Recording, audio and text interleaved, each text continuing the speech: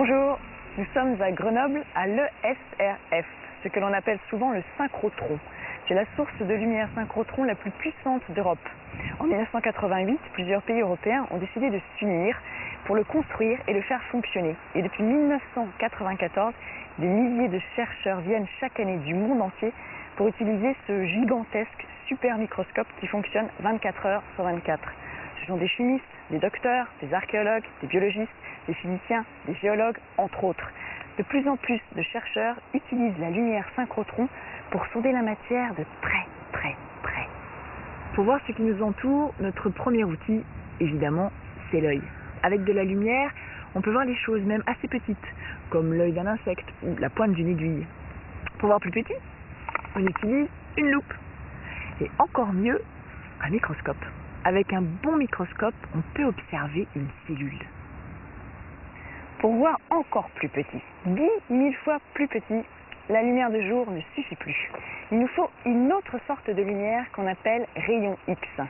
Les faisceaux X qu'on produit ici à l'ESRF sont particulièrement brillants, c'est-à-dire très fins, très intenses. Ils ressemblent aux faisceaux laser. Avec la lumière synchrotron, nous pouvons discerner dans la matière une multitude de détails à l'échelle d'un nanomètre, un milliardième de mètre. Ainsi, nous arrivons à créer des images de l'invisible. Voilà ce qui attire ici les chercheurs.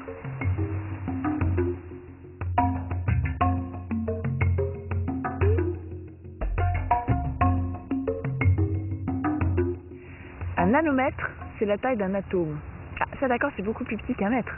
Mais de combien?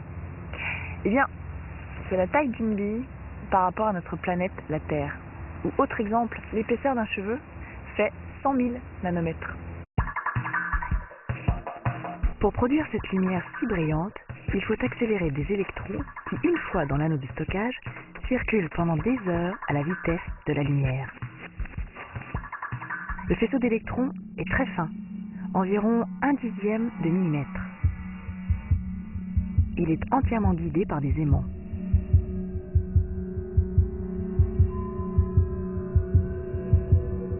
Les aimants de courbure obligent les paquets d'électrons à changer de direction et c'est à ce moment-là que la lumière synchrotron est produite.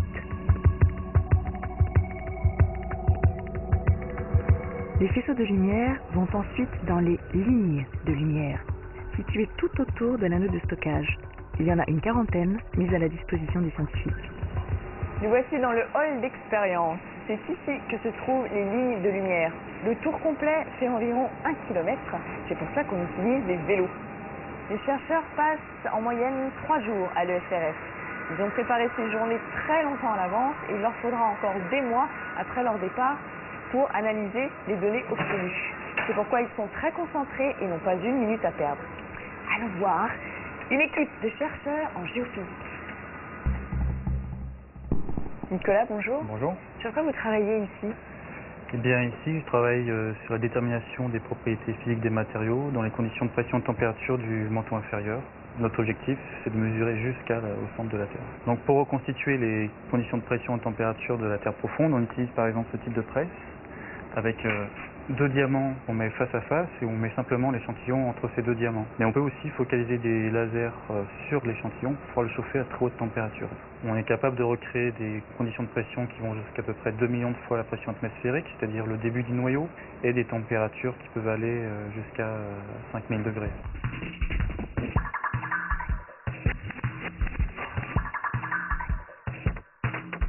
Environ 6 000 chercheurs viennent chaque année à l'ESRF y réaliser des expériences.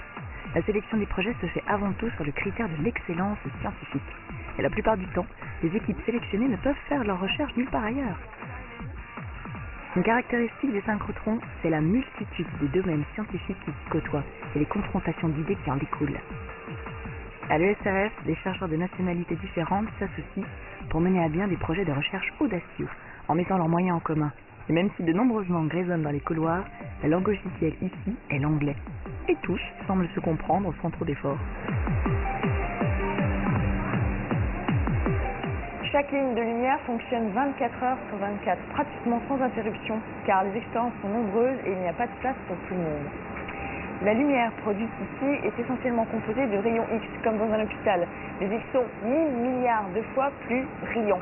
Même s'ils sont invisibles à l'œil nu, comme à l'hôpital, ils sont très dangereux pour la santé.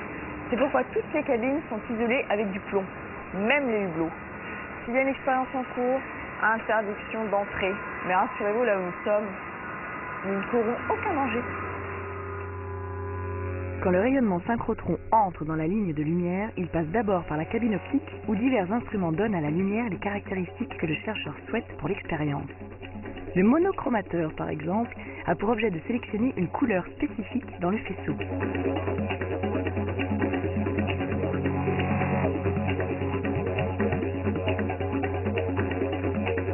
L'échantillon est exposé à la lumière synchrotron ici.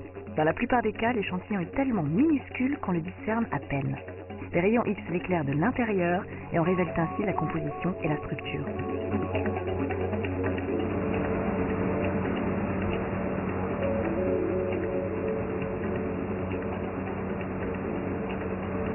Hi, Michael.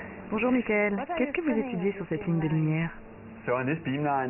Nous essayons de filmer des molécules en action. Nous enregistrons les changements de position et de forme des molécules pendant des réactions chimiques provoquées par un flash laser très rapide.